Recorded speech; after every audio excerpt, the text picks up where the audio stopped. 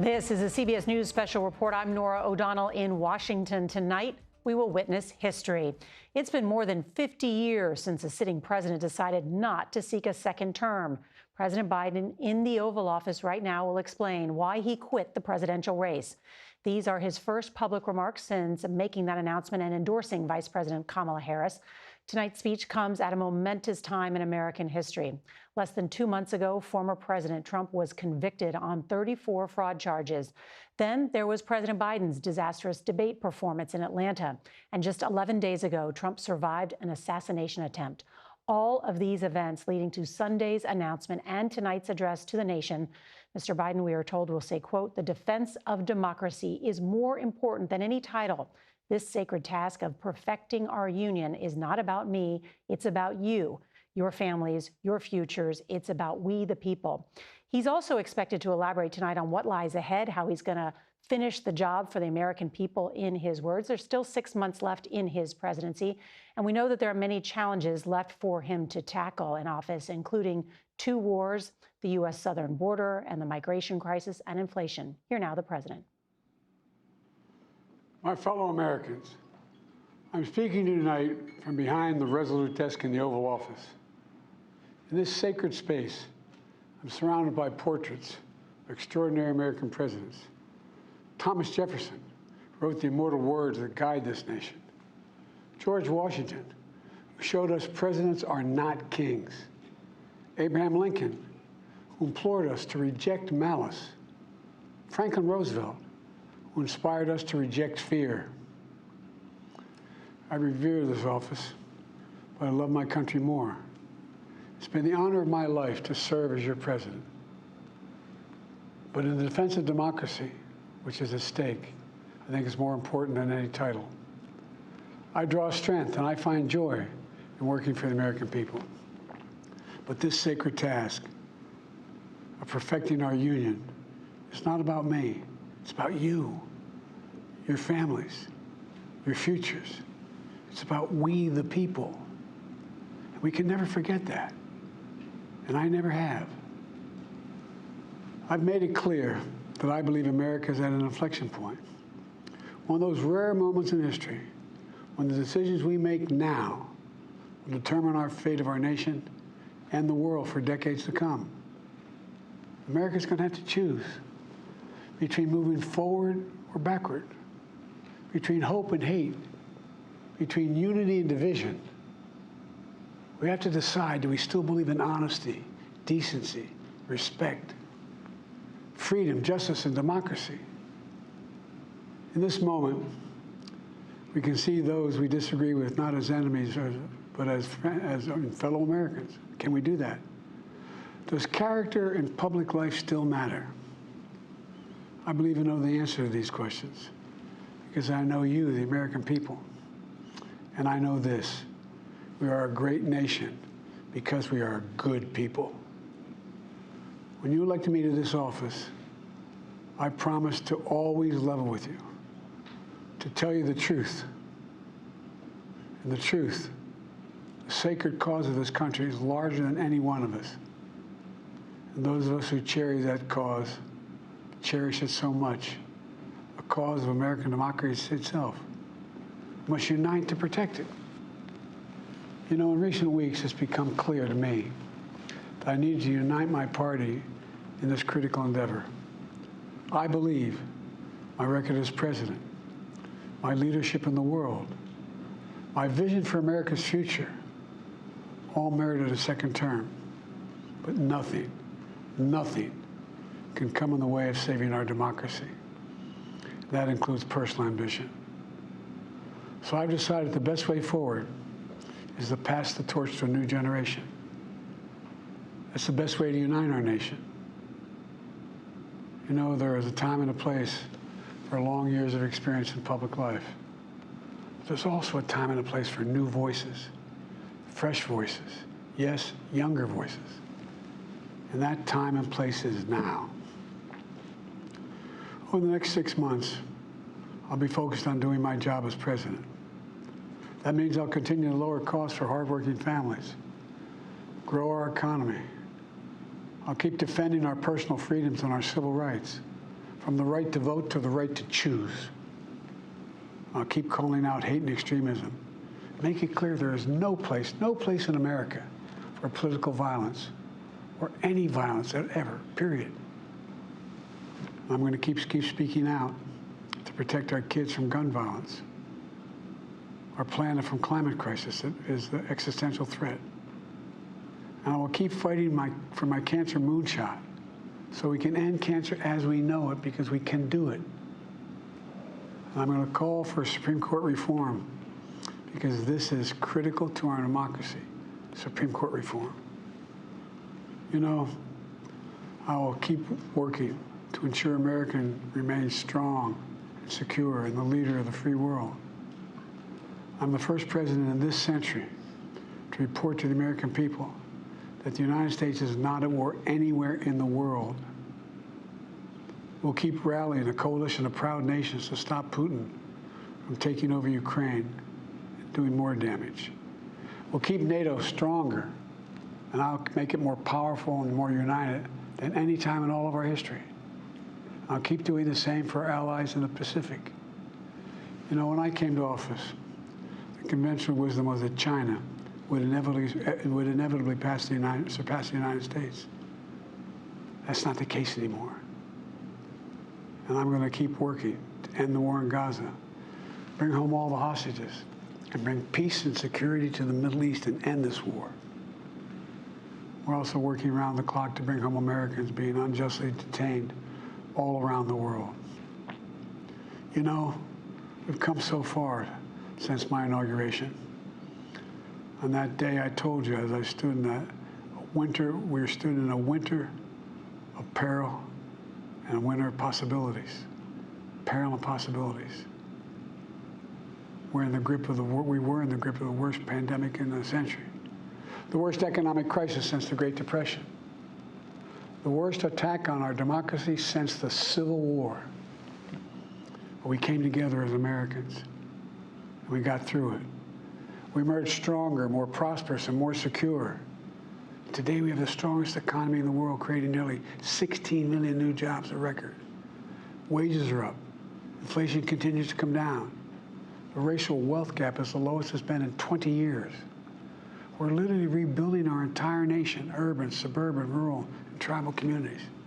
Manufacturing has come back to America. We're leading the world again in chips and science and innovation.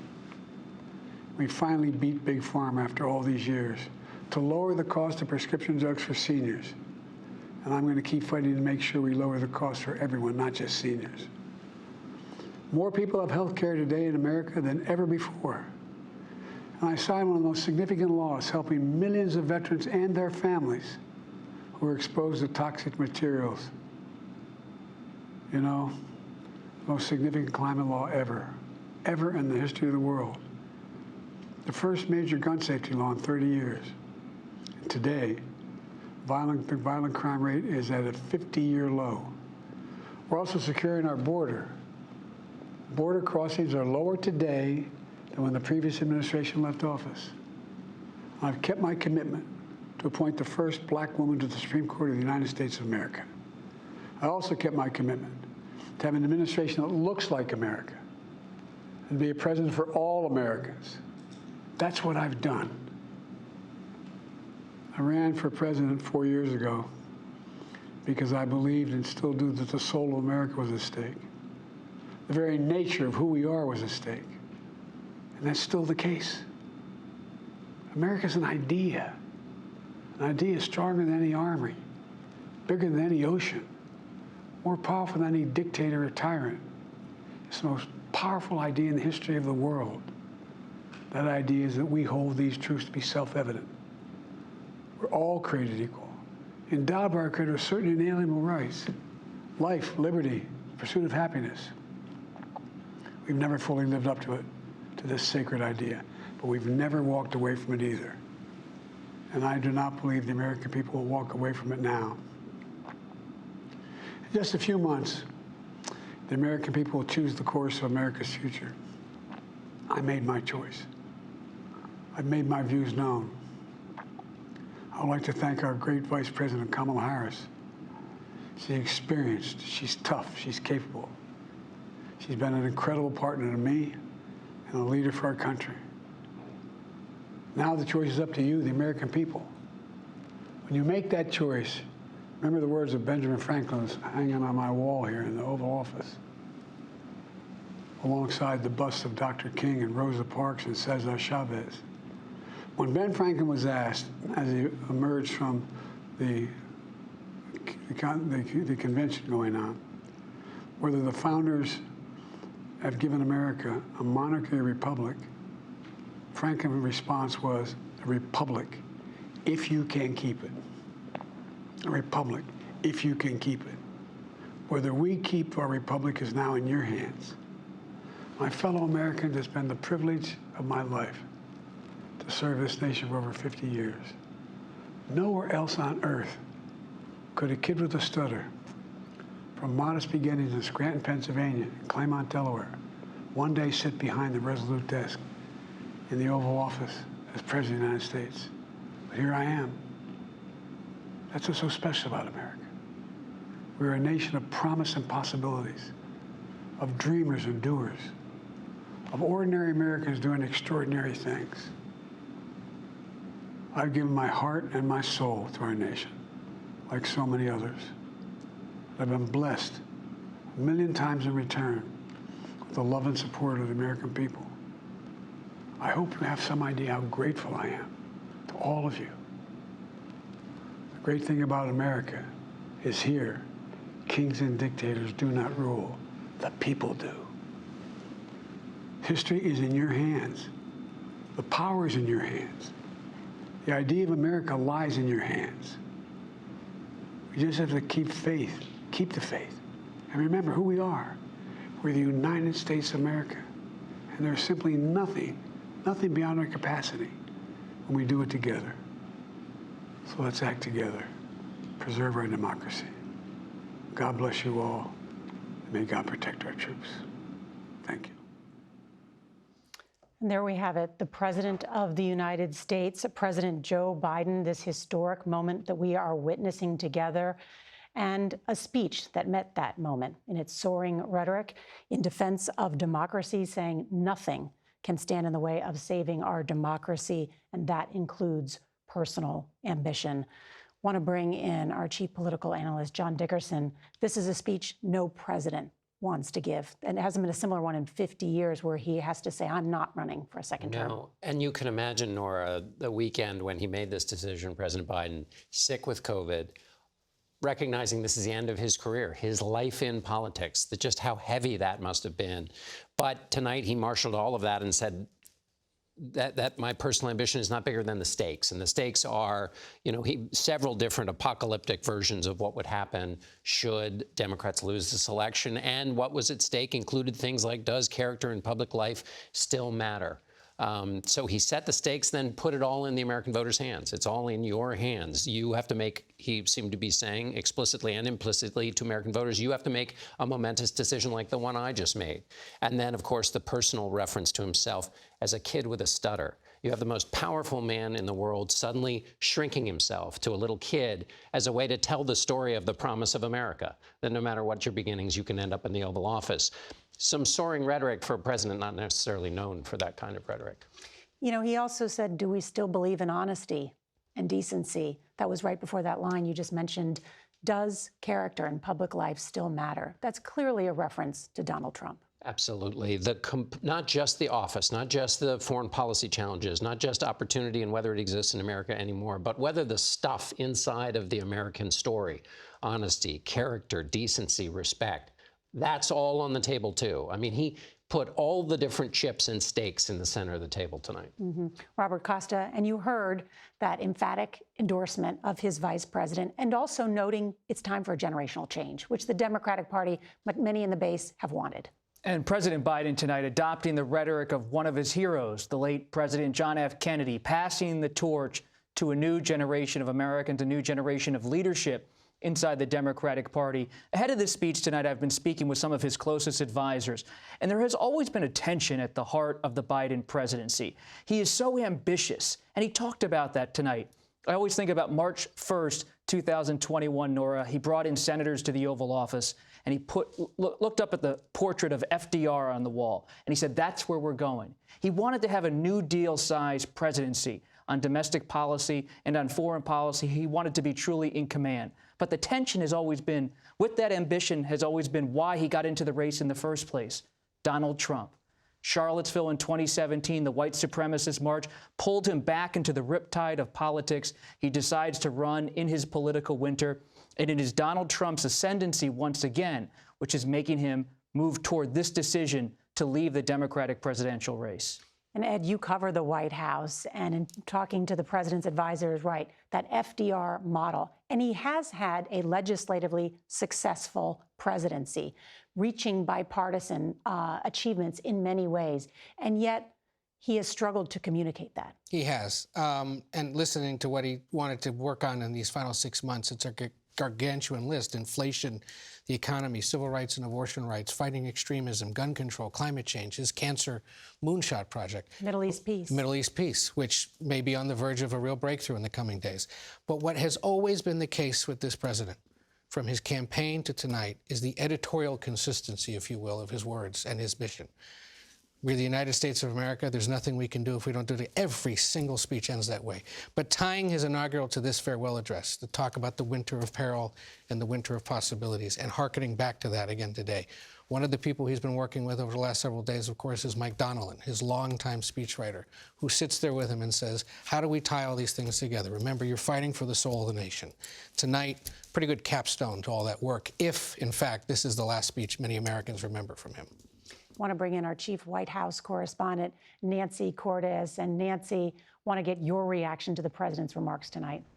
Nora, we're getting a little bit of color from inside the Oval Office while this speech was taking place. And you've been in the Oval Office yourself many times. It's not that large of a room, but we're told that 39 people were crammed in there with the president to watch and pay tribute this evening as he gave this very difficult speech. Chief among them, his wife, Dr. Jill Biden, his children, Ashley Biden, Hunter Biden, and several of his grandchildren. This is a president who is famously close to his family, and we know that his family members from our reporting were among those who were pushing him to stay in the race as long as he was willing to do it. So it's a difficult moment for him, a difficult moment for his family. And in fact, Ashley Biden, his daughter, we're told, had her eyes closed and was nodding silently and breathing deeply as her father spoke. And at one point, she even dabbed her eyes with the sleeve of her shirt. This is a 51-year career here in Washington for President Biden that will be coming to an end now in 6 months in a way that no one in the family thought it would. There's more to talk about with the president's remarks tonight, but I also want to mention that Donald Trump is in Charlotte, North Carolina tonight, where he took credit for Joe Biden dropping out of the race. I want to bring in CBS's Nicole Killian. She was there for the rally. And Nicole, I was able to listen to part of it, and he pretty much said tonight, no more Mr. Nice Guy. Yeah, that's right. And look, the president, the former president, just ended his speech here in Charlotte. But before his speech, one of his aides told me that he would address President Biden tonight, given that he was making this speech at the White House. But when I asked if he would be more gracious or more pointed in his comments, the aide told me, well, he's just going to be Trump. And that's exactly what we saw from the former president tonight. He said that we defeated President Biden when he exited the race 3 days ago and suggested the Democratic Party leaders pushed him out. But he did make that hard pivot, really focusing the bulk of his speech on Vice President Kamala Harris, at times mispronouncing her name. Take a listen. For 3.5 years, Lion Kamala Harris has been the ultra-liberal driving force behind every single Biden catastrophe. She is a radical left lunatic who will destroy our country. So Trump continued to argue that Vice President Harris is unfit to lead. He went on to, as you heard him there, really tried to paint her to the left, the extreme left, saying that she is more liberal than President Biden, more liberal than Bernie Sanders. He called her a border czar, which is a phrase we're hearing Republicans use more often. He said that she is not tough on crime and tried to counter that by unveiling a new endorsement tonight from the National Association of Police Organizations. So it was quite a litany of attacks that the former president had against the vice president, and certainly a sign of things to come over the next 100 days of this election, Nora. Nicole Killian in Charlotte for us. Thank you very much. And ahead, Illinois Governor J.B. Pritzker will join us, and we'll look at the potential Democratic vice presidential candidates, including Governor Pritzker.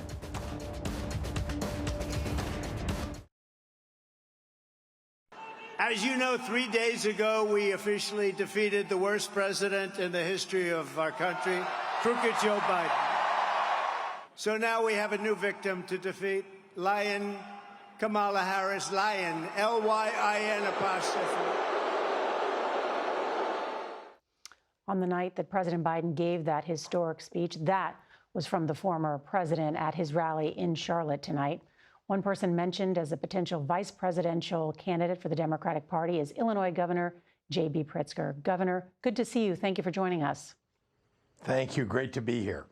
I do want to talk about the president in just a moment, but I want to give you the opportunity to respond to those attacks tonight from Donald Trump, who is calling the vice president a radical left lunatic who will destroy our country.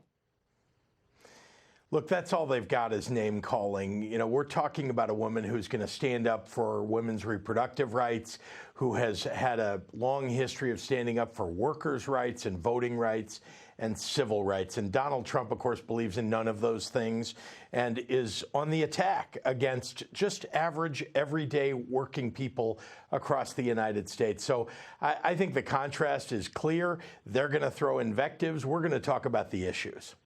Governor Pritzker, I know you listened to President Biden tonight from the Oval Office and know him well. It was a soaring speech where he talked about nothing can stand in the way of saving our democracy. That includes my personal ambition, and talked about the stakes in that race. What did you make of his remarks? You know, I have to say, I listened to it, and there was a particular part of it where he talked about, you know, democracy being more important than one person. It's about the American people. And I can't imagine Donald Trump ever saying anything like that. Remember that Joe Biden has spent 50 years serving the public, not for his own interests, but to make sure that the working families of America have someone that they can rely upon in public office. That's been Joe Biden. He's a person of honesty and integrity, and we should all be proud that we've elected a president like this and look at all that he's accomplished. You know, I know that earlier in your program you talked about, some of your guests talked about the allusion to FDR and all that he accomplished. Think about what Joe Biden did in just 3.5 years, getting bipartisan legislation passed, not just on gun safety and protecting a woman's right to choose, but think about the big issues like CHIPS and Science Act and the infrastructure bill, and of course the Inflation Reduction Act, and the way that he fought climate change and made sure that we're bringing manufacturing back to the United States. I mean, I'm proud of all that he's accomplished. We all should be, and we should want to elect somebody going forward who's a believer in those values and in carrying on not only the traditions of FDR, but the ones that have been established by Joe Biden, too. He also had this turn of phrase where he said there's a time and place for long years of experience, but there's also a time and place for new voices, fresh voices, yes, younger voices, and that time and place is now. Has this decision united the party? How has it changed the party?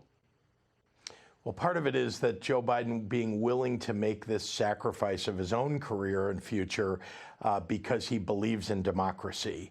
I'm so proud of that. And I must say that in Kamala Harris, we have the kind of person who's going to carry on a tradition of democratic values that most Americans really believe in. And she's somebody that's going to make sure that we take that case to the American public in a way that is so hard for the Republicans to respond to that you've seen all they've got is invectives to throw. So I'm very proud of what we're going to see going forward over the next, 100 days of this campaign. And I do believe believe that the prosecutor is going to be able to prosecute the case against the 34-time felon accused of and convicted of fraud. And Governor Pritzker, it's been reported today that you spoke with Kamala Harris on the phone. You're on the list as a possible vice presidential candidate. Did you talk about being her running mate? Look, I'm not going to talk about the private conversations that I've had. As you know, I've been traveling the country, making the case for Democrats all across these great United States. I'm going to continue to do that until Election Day and beyond. And I must say that, again, Kamala Harris has energized the party. I think we're all excited about the opportunity going forward to make this case, to win back all the voters that, well, frankly, weren't so turned on by both candidates, but now see Kamala Harris as a real opportunity to carry this country forward. Governor Pritzker of Illinois, good to see you, and we'll be in your state in August for the Democratic Convention. It'll be a great summer in Chicago. We'll see you soon. Thank you so much for being with us. Thank you. Vetting a vice presidential candidate usually takes months, but today the Democratic Party said that Kamala Harris will have to name her running mate by August 7th. And CBS News can report that the Harris campaign is considering about a dozen contenders. That list includes governors, a senator, and those who aren't in elected office, including some cabinet secretaries. Want to bring back in Nancy Cordes, who is at the White House. And Nancy, walk through some of the governors that have been discussed, in addition to Governor Pritzker, who we just talked to.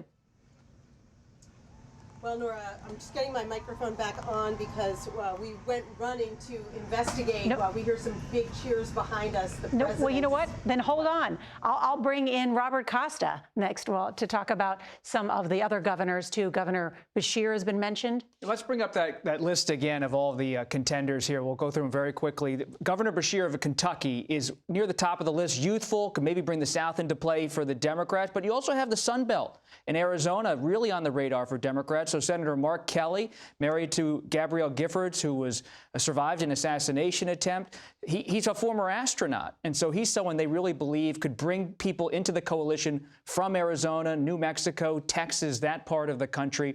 It's a tough strategic choice, though, for Vice President Harris when she looks at the map. Does she want to play in the Sun Belt? Does she want to play in the Deep South? Democrats have made gains in places like North Carolina, especially in Georgia, with 2 Senate seats. But it's also about personality, character. Who does she connect with? Who does she have a personal relationship with? I'm told she is close with Senator Kelly, but there's also the possibility somebody from the outside, though retired Admiral McRaven, Bill McRaven, who oversaw the bin Laden raid, he's taken himself out of consideration at this point. But there is a thought inside the White House, maybe broaden the net at this point of the discussion. Is it about personality or is it about something more, especially in a tight contest like this? Mark Kelly, would he bring Arizona and its 11 electoral votes? Or does she need Governor Shapiro for the 20 electoral votes and the must-win state of Pennsylvania? And that's part of the calculation between her and the senior staff of the campaign, because they still see ways to win both those areas. The blue wall, Pennsylvania, Michigan, Wisconsin.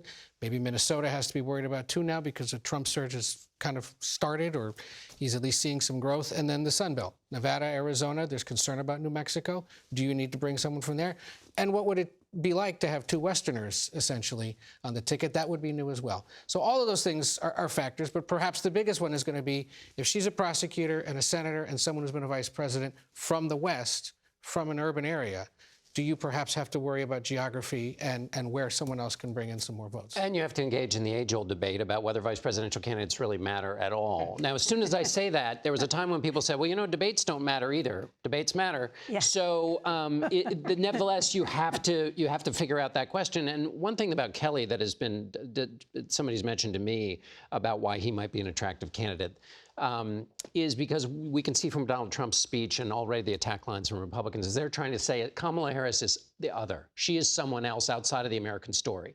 If you pair that with an astronaut, there's nothing more at the center of the American story than an astronaut. So in that sense, mother was a cop. Yeah, and so in that sense, the pick helps you with the central candidate. So that's a way to think about this too. Yeah, I want to bring back in Nancy Cordes with the microphone on, Nancy, because I know you've been doing a lot of reporting on this too.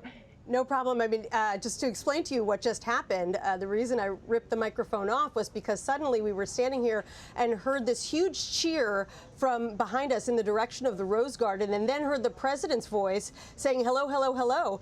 And so we went running to investigate and see what was going on. It turns out that hundreds of White House staffers stayed late here at the White House this evening to gather together to watch the president's speech. And then it sounds like they went either over to the South Lawn or into the Rose Garden. After the speech, the president emerged from the Oval Office and greeted them. And we couldn't hear much of what he was saying. We could just hear the crowd periodically cheering.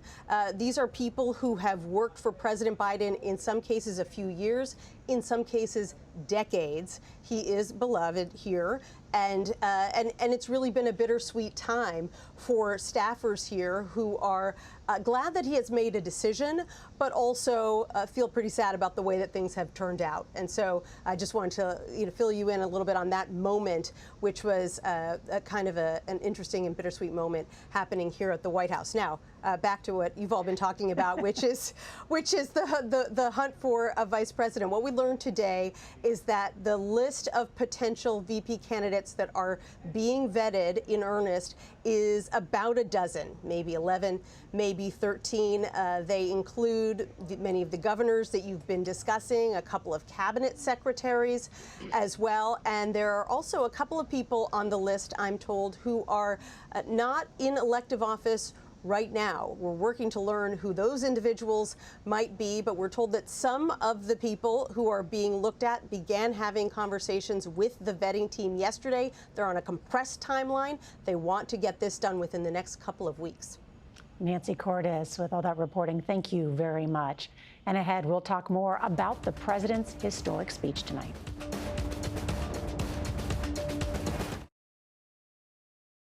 But this sacred task of perfecting our union is not about me.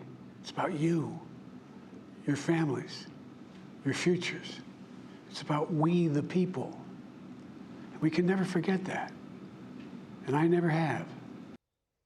The president tonight saying, I revere this office, but I love my country more. For the first time, addressing the American people and explaining why he wanted to step down from re-election. John Dickerson, it was a remarkable speech, a historic speech. And a deeply personal speech. He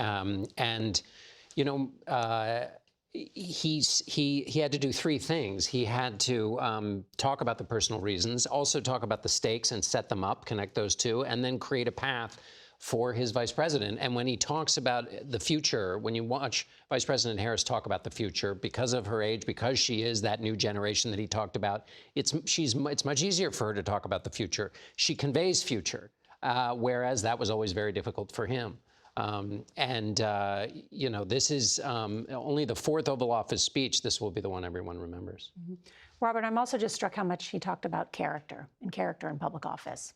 He underscored character at every turn, and he avoided the reality of this moment, which is that this was a very painful decision for President Biden to make. His family, as Nancy reported, in the Oval Office with him. They were with him in Rehoboth Beach, Delaware, last weekend, thinking through, could he find a way to stay in this race? Because for President Biden, you talked to his family, his closest advisors, he was counted out from day one in his 20s, in law school, making his way up the ranks in Delaware, runs for the Senate at the age of 29, surprises everyone by winning in 1972, surprises everyone when he endures personal tragedy with the death of his wife and daughter, serves in the Senate.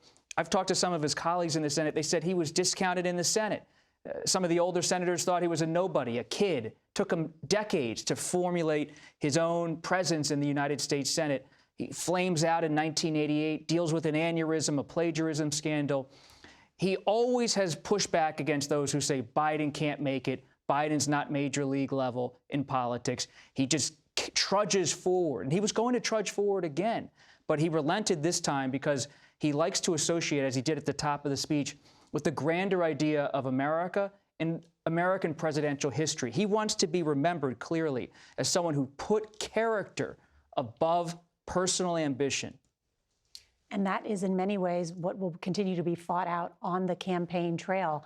Want to point out tonight something that John noticed on X, which is a tweet. What do we call it now on X? Another way, something on X. Who knows? Post on X, yes, by Jill Biden, in which she talks about thanking those who never wavered, to those who refuse to doubt, to those who always believe. My heart is full of gratitude. Thank you for the trust you put in Joe. Now it's time to put that trust in Kamala. Love, Jill. That handwritten note to those who never wavered. Who's she sending a message to? And hat tip there to our Andy Cohen, who highlighted that to me. She's talking about all those people who pushed out President Biden, as Bob was just talking about, the people who were putting the pressure on the door that tough weekend in Rehoboth, and who were saying, essentially, if you don't make the decision, we're going to help you make it for yourself, which is to say there's more coming. What Joe Biden is saying is there were lots of people who were not putting that pressure on him and still believed in him, in keeping with that long history, that there's a core person to believe with in there. That's a pretty striking statement. And for many in the Democratic Party, Joe Biden had become, and the issues that he was having communicating what he had accomplished had overshadowed the ability to focus on the issues. And Ed, this campaign is going to be about the economy. It's going to be about money, people's pocketbooks. It's going to be about immigration, all of that. And I know you're taking a closer look at those issues tonight, because I think people want to know, what is the difference on these issues between Kamala Harris and Donald Trump? Yeah, and look, the contrast is sharp. She's, of course, a 59-year-old woman, former prosecutor and senator who would be the first female president. Donald Trump, 78 years old, a businessman and former president, and would be the oldest commander-in-chief ever by the time he ends a potential second term. And when it comes to issues voters worry most about, Harris and Trump are far apart. I will proudly put my record against his any day of the week. 4 months from now, we will have an incredible victory. Immigration and border security remain a top concern. The invasion at our southern border, we will stop it, and we will stop it quickly. Former President Donald Trump and other GOP critics call Vice President Harris the so-called border czar. But President Biden asked her to focus on the root causes of immigration, not border security. A visit to Central America and Mexico in 2021 was widely panned. Do not come. Do not come. She supports the president's decision to use executive authority and restrict border crossings, and illegal crossings from Central America are down significantly from when she visited. Trump says if reelected, he'd restart construction of a border wall, move to end so-called birthright citizenship, and deport millions of undocumented immigrants. Access to abortion services is a top focus for Harris. This is a healthcare crisis, and we all know who was to blame. Donald Trump. He nominated 3 justices that voted to end Roe v. Wade. Now, Trump says he wouldn't sign a federal abortion ban, believing it's up to each state to decide. Hoping to avoid the issue, the Republican National Committee even watered down mentions of abortion in the official GOP platform. And Trump's running mate, J.D. Vance, has a more restrictive view, as he's supported a national abortion ban in the past. Harris wants to restore federal abortion protections. When I am president of the United States, and when Congress passes a law to restore those freedoms, I will sign it into law. On the economy, We will end the inflation nightmare that you would have never had. We had no inflation. Trump has laid out several specifics. He'd like to cut the corporate tax rate and has made a direct appeal to working-class voters. When I get to office, we are going to not charge taxes on tips, people making tips. He wants to impose a 10% tariff on all U.S. imports, a move economists warn would lead to higher prices for consumers. He intends to give tax breaks to billionaires and big corporations and make working families foot the bill. As a senator, Harris voted against Trump's U.S.-Mexico-Canada trade deal. She's quickly adopted Biden's focus on the middle class. Building up the middle class will be a defining goal of my presidency. But just a few days in, she's not yet said what she'd do to fight inflation and boost the economy. On foreign policy, Trump often says the war in Ukraine wouldn't have happened with him in office. I could stop wars with a telephone call. He and Vance have said the war isn't of vital interest to the U.S. In the Middle East, Trump also supported Israel's fight against Hamas, but has also criticized Benjamin Netanyahu's leadership. Harris is closely involved in Biden's handling of the wars in Ukraine and the Middle East. Alongside him for most of his national security briefings, she's also attended key global conferences around the world and met with hundreds of world leaders, including 6 meetings with Ukrainian President Volodymyr Zelensky in the last 2 years. And we get a chance to see how Harris and Trump would fare on the world stage starting tomorrow when she meets with Prime Minister Netanyahu here in Washington. Then he's headed down to see Trump at Mar-a-Lago on Friday, Nora. Thank you, Ed. That was nice to hear the contrast between the two of them. Thank you so much.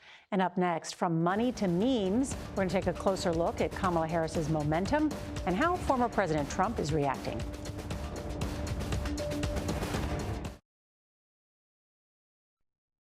In just a few months, the American people will choose the course of America's future. I made my choice. I've made my views known. I would like to thank our great Vice President Kamala Harris. She's experienced, she's tough, she's capable.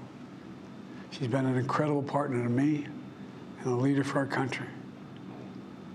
Now the choice is up to you, the American people. President Biden tonight explaining not just why he won't run again, but why he endorsed his vice president, Kamala Harris. And we should note campaign donations are surging now that the vice president has risen to the top of the ticket. Deep-pocketed donors and millions of grassroots voters are putting their money on the table. The campaign saying today they've raised $126 million. But will it be enough to keep up with Donald Trump's own growing war chest? Our senior business correspondent, Jolene Kent, has the story. We are not playing around. Campaign contributions are flooding in for Vice President Kamala Harris. I had over 400 texts, emails, and phone calls from people saying, I want to raise money, I want to donate money, how can I help? Pretty crazy, yeah. John Hennis is the former finance director for Harris's 2020 presidential campaign. And I actually see this short amount of time between now and the election to be a good thing, because we are all coming together as a party. This after some of the party's big donors hit pause in the wake of President Biden's disastrous debate performance. With the COVID, with dealing with everything we have to do with.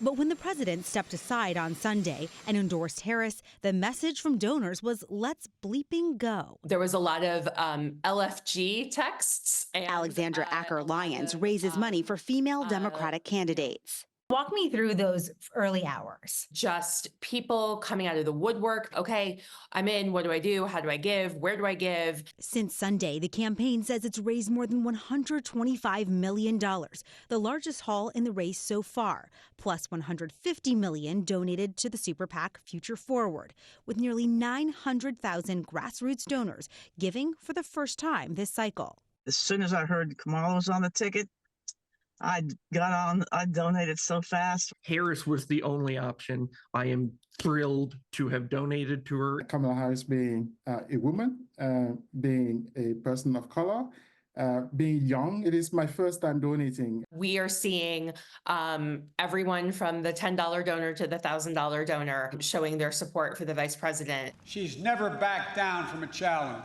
Harris has also inherited $240 million that's been controlled by the Biden campaign. We trust women to know what is in their own best interest. She and her running mate can use Biden's campaign funds because she was already running with the president. From the moment we take back the White House from... And the pressure is on. The Biden campaign fell behind Trump in cash on hand for the first time last month, as the former president drew the endorsement of some Silicon Valley billionaires like Elon Musk.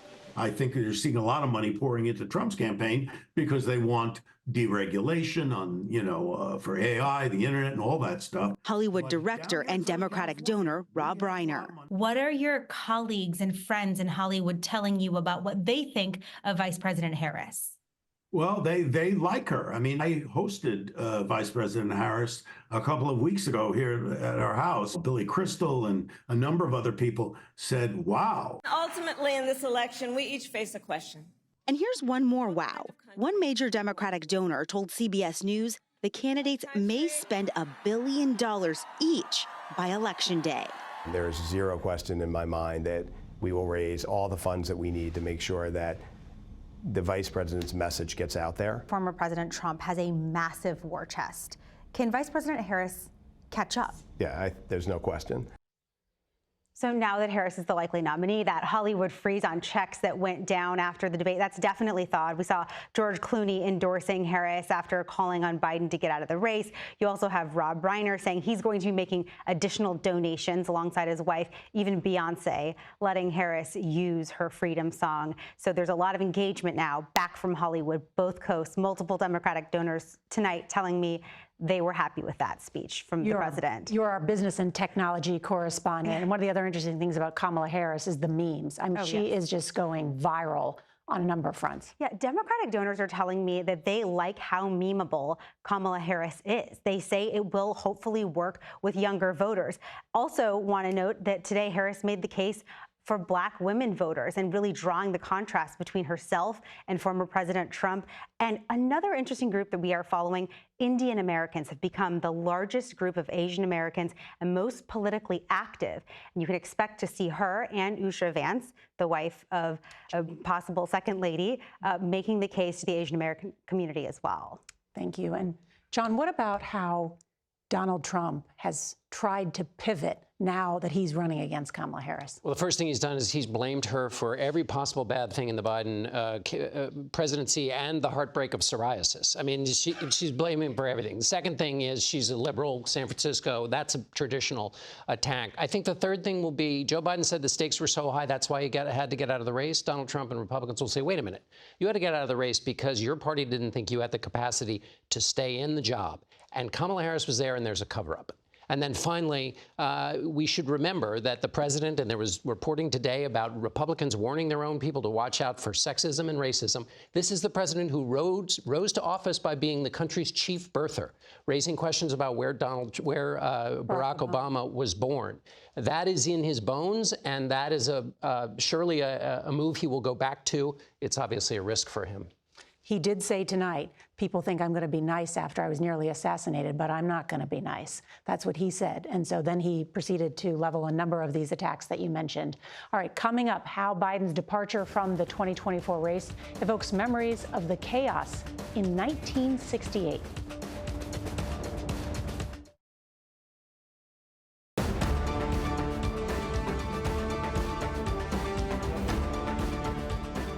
And this picture just in from the Oval Office as the president made his remarks tonight. You can see he was surrounded by family, his son, Hunter Biden, and his wife, Ashley Biden, his daughter and her husband, as well as the First Lady of the United States. But we're told the entire Oval Office was packed with family and close friends tonight. Now this, Mark Twain once said, history doesn't repeat itself, but it often rhymes. President Biden's stunning decision to not seek re-election is certainly historic, but as our Mark Strassman reports, it also echoes another president's choice in another turbulent year, 1968. Tested many times this past year. Revolt clawed at Lyndon Johnson early in 1968, an unpopular incumbent targeted by fellow Democrats. Sound familiar? 2024 is very reminiscent of 1968 for a variety of reasons. Historian Mark Updegrove is president and CEO of the LBJ Foundation. We spoke about striking parallels between Presidents Johnson and Biden, and between 1968's America and today's. Mood of the country. Divided, tempestuous, a lot of extreme rhetoric. We had the same thing in 1968, and that we were being shaken to our very foundations. Especially divisive then, Vietnam, America's sons and daughters dying in Southeast Asia. CBS News' Walter Cronkite was a turning point. The most trusted man in America declared the war was unwinnable. It seems now more certain than ever that the bloody experience of Vietnam is to end in a stalemate. Johnson believed losing Cronkite on Vietnam meant his re-election was also unwinnable. In March 1968, he quit the race. I shall not seek, and I will not accept the nomination of my party for another term as your president. Updegrove says that decision, like President Biden's to step aside, was more than political. There were health concerns. LBJ truly believed that he might jeopardize the country because his heart might fail. But Democrats have to wonder whether 1968 is also a cautionary tale. In the race to keep the Oval Office, look at what happened once LBJ stepped aside. First, a double tragedy. Memphis today is officially in mourning. Martin Luther King murdered in Memphis. Robert Kennedy. Now it's on to Chicago and let's win there. Thank you, Bob. Gunned down in a Los Angeles hotel kitchen. We can achieve nothing by lawlessness and divisiveness. When Butler, Pennsylvania happened, did you think to yourself, another similarity? Without question. Just as in 1968, you had the feeling that anything could happen next. Like Chicago's 1968 Democratic National Convention. Outside, mayhem. Cops bloodied anti-war protesters in the streets. Inside, rancor. But don't push me, take your hands off of me. Divided delegates nominated Hubert Humphrey, LBJ's vice president. Mr. Biden has endorsed his VP, Kamala Harris. I seek to lead a great nation. Humphrey, wounded by chaos, lost in November to Richard Nixon. Today's Democrats, mindful of party history, meet in their national convention next month, again in Chicago. Biden opting not to run for the presidency again could unite the Democratic Party. Which of the parallels resonates most with you? What our democracy looks like today, but we should also remember that we came out of 1968 ultimately a stronger, better nation. A nation again shocked by a sitting president, feeling scorned, bowing out. Mark Strassman, CBS News, Austin. And we are once again trying to keep up with the history that keeps unfolding before our eyes. Our coverage will continue on CBS News 24/7, your local news, and for some of you on the CBS Evening News. This has been a CBS News special report. For all of my colleagues at CBS News, I'm Norah O'Donnell.